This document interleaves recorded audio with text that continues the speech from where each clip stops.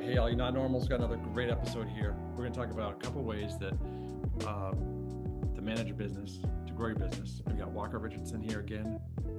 Hola. And we got me, Ben Richardson. There's a lot of metrics that people use to manage businesses, and why? Well, because business can be complex. So tools have been devised to help you organize your goals and your thoughts and your actions. And we're going to talk about two today that are really common, and it might be useful in your business, depending on what stage it's at, if it's growing or if it's more stable. And one of the many ones that people use are called KPIs, key performance indicators. Walker, have you heard this? Briefly, but it's time for a recap. Okay. So key performance indicators are useful because they're indicators of the key metrics of your business that tell you how you're performing. Kind of obvious. Yeah. So let's come up with an example. These work best if your business is somewhat stable, where you just want to make sure that the thing that you want to have happen is happening. For example, we used to ship product to Nordstrom. Okay. And one of the metrics that was a key performance indicator for us as a vendor to Nordstrom was how accurate were our shipments to them. One of the arrangements we had was drop shipping for them. And out of all the orders that they sent, how many of them were correct? Okay. No what would problems, make it either with the labels or the shipping configuration, because you have to label things perfectly for some of these larger vendors. And so it's just a simple metric, like out of 1,000 shipments, how many were accurate? And if it was like over 99%, that was good. And that was a good metric for how the business was doing, or how efficient it was. No, it was a metric for how solid, how accurate, how trustworthy we were as a vendor. Okay. If they sent us an order, someone ordered on their website, and then they sent it to us, hey, fulfill this order for us, would that actually happen? Okay. Because their reputation is on the line. Yeah. So they've already approved us as a vendor, say, okay, we like your product, we like you. Now we're going to put in this purchase order. Okay, we used to send stuff to them in large pallets and also drop ship. So there's two different arrangements. If they send us a purchase order, they like everything about us, but they just want to make sure we're shipping accurately. So they have these indicators. How accurate were all these shipments, and were they on time? Those are pretty much the two things that they care about at that point, right? Yeah. And so it's just a monthly or quarterly review. Okay, how accurate was their shipping? As long as it's above the performance indicator that's allowable, that's good. Okay. And on the other one, if they're sending you orders to fulfill, they need to know if those are going out. So they'll review that monthly or quarterly or whatever the cadence is. But that's not growing the business. That's just maintaining trustworthiness. Yeah, it's just measuring the activities, the key activities, measuring the performance of the key activities. Okay. So let's come up with another example, just to come up with an example here on this episode. So choose an industry that you want, and we'll come up with one. Supplements. Your supplement brand? So yeah, your supplement brand. Okay, your supplement brand. Okay. Key performance. What would be something that'd be really important to make sure it's happening every single day? Maybe that your supplement blend is, this is maybe not exactly what we're talking about, but like the quality of ingredients in the supplement blend is what you're advertising. That's very important, right? Yeah. You can get away with it for a little while, but pretty soon your quality falls down. People notice, people stop buying. So that's really critical. Yeah. So that's a performance metric and a key one that you want to measure. Yeah. So every batch is what they would most likely do in a supplement brand, is you would measure and test every single batch. and you would label it and document it. And Yeah. let's just say you wanted to make sure that this batch needed, 2% magnesium in the blend of whatever it is. Yeah. So what would be the metric? What would be the KPI for that scenario once you come up with it? Maybe like standard variation from that 2% metric. So like how far off that 2% is it? Because it's not gonna be perfectly exactly 2%. It'll be like a 0.01 off side. Right. Yeah. At some point, you'd also want it to be like there's at least 2%. Yeah, okay. So maybe yeah.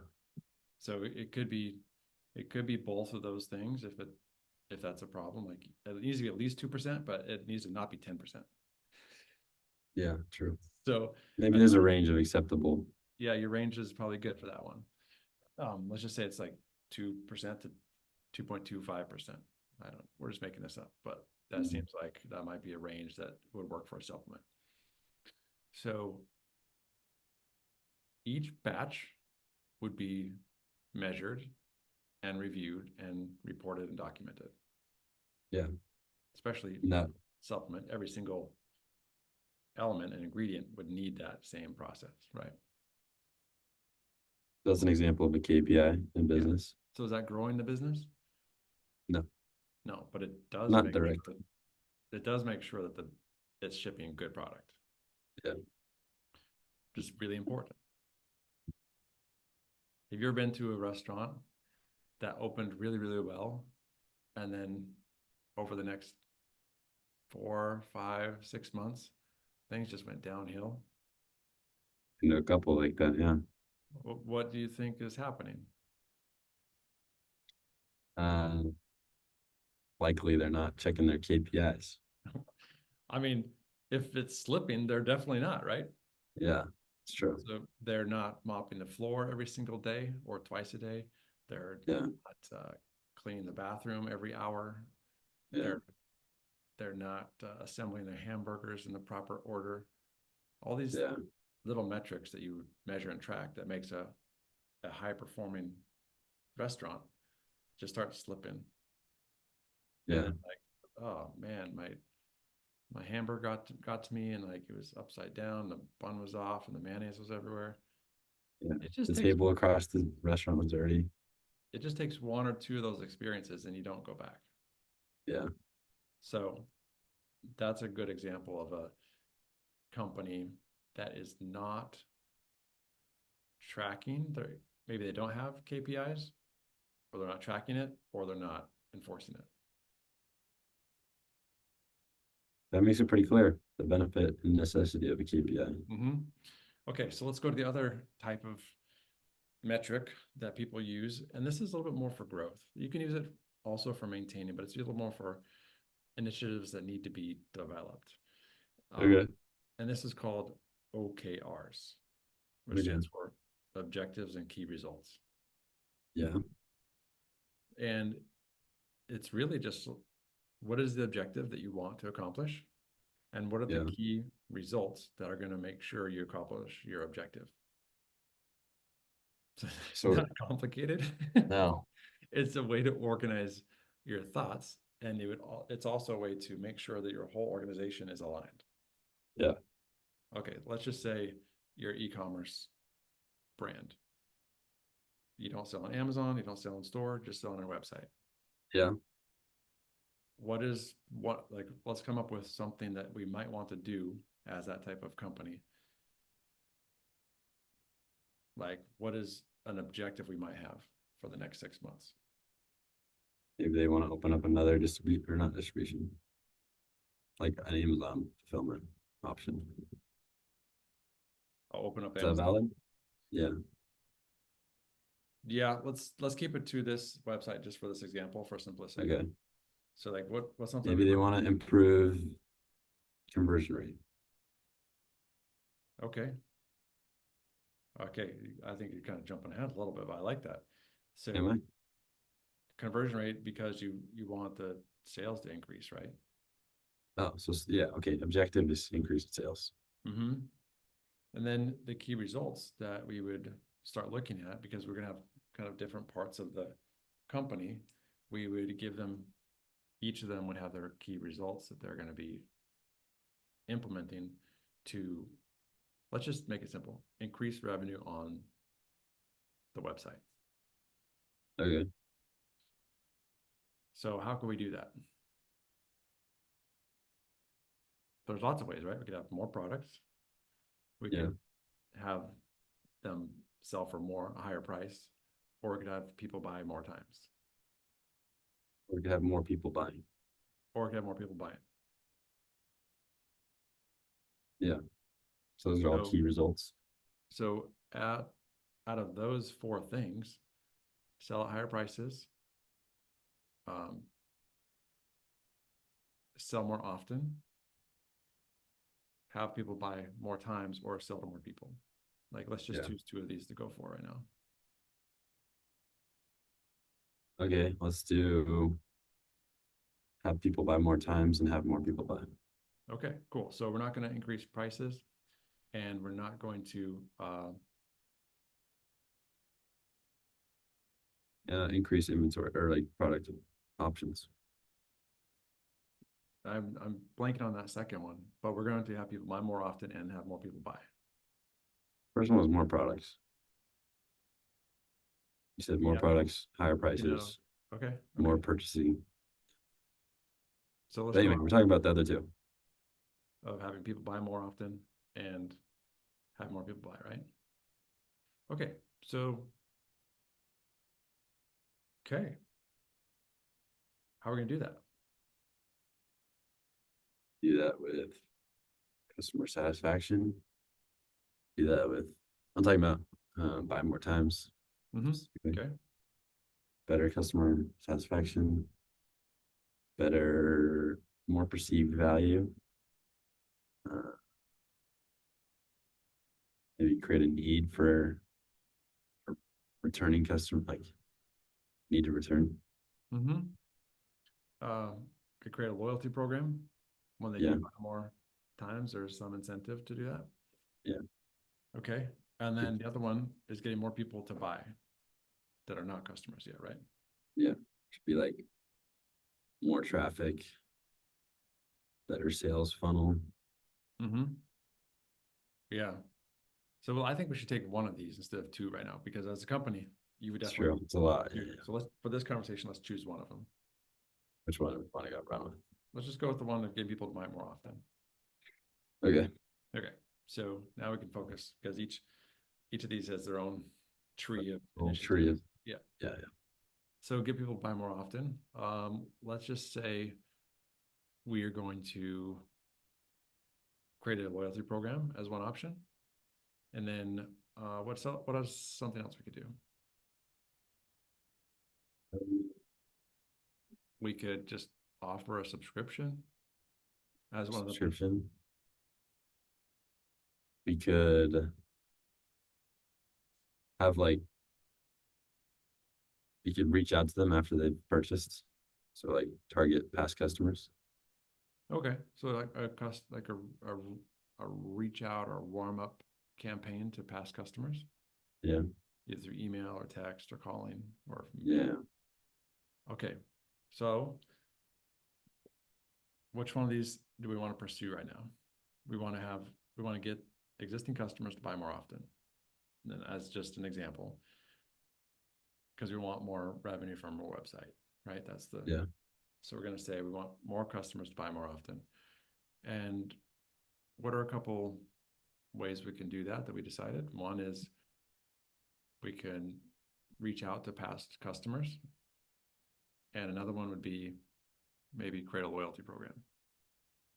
To go over the OKRs, the objective is more sales or more revenue on the website. And the key result would be a loyalty program or a marketing campaign towards past customers. Okay, right. And we could probably give this some number as well, because those are two really good actions to take. And the result we want, perhaps we want to get 5% of the previous customers to buy again. Oh, okay. And to get 1% or 5% of the people coming through our website to enroll in the loyalty program. Okay, that makes sense. So now that division of the company, whoever's responsible for that, has that result that they're working towards. Yeah.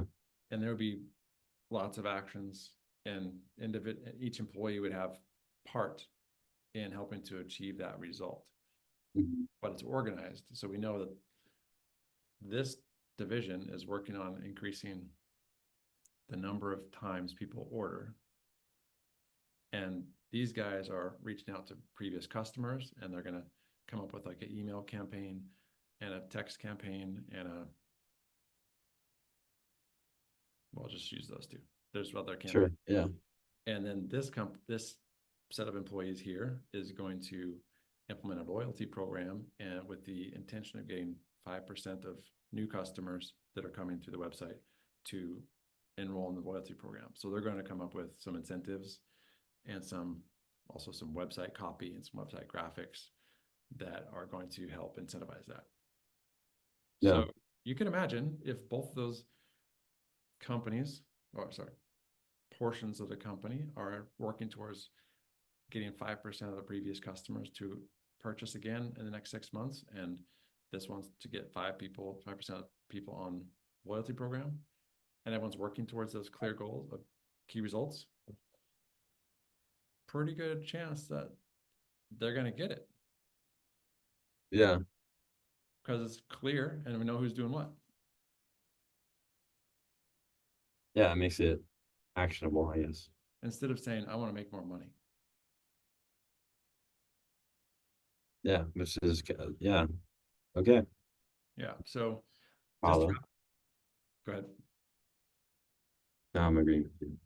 I'm just going to wrap it up. I'm just going to say, like, these two ways to kind of monitor your business are different, similar in that you need to define them, track them, and report on them, and also kind of enforce that they're happening. But one is the KPIs, which is, I think, better use of a more static business, just monitoring the key actions you want to have happening every day. And then the OKRs, which is objectives and key results, which is a little bit more forward thinking and organizing and moving towards something that doesn't quite exist yet, or improving something that needs to be improved. It almost seems like, and you can correct me, but it seems like KPI is more of like an operations metric, and OKR is more of like acquisitions and sales. It seems like it because it's more growth oriented. So I mean, I guess you could use the OKR for both, but the KPI is really more operations. You could have OKR for like getting a new warehouse for your business. Yeah. It's not exactly sales, but it enables it. Yeah. Okay. Yeah. So two ways to at least two frames to at least think about how to run and manage a business. And I think as long as you're even aware of it, it really helps when you're thinking about planning your own endeavors and projects. Yeah. At least you know how you can think about it. Am I tracking this every day? Do I even know what I'm tracking? It's usually not. Yeah. And do I even know specifically what I'm working towards? Usually not. So these are two really powerful frames, tools that you can use to achieve better results in all areas of life. Okay. I like it. I'll be incorporating these. Yeah. Okay. Thanks, Walker. If you guys like this, make sure to like, subscribe, check out the information and links here, and definitely check out the network. We got lots of young people like Walker doing cool things, moving things forward, sharing ideas, and helping each other. So see you guys on the inside. Thanks again, Walker. See you on the next episode. Of course. See you there. See you.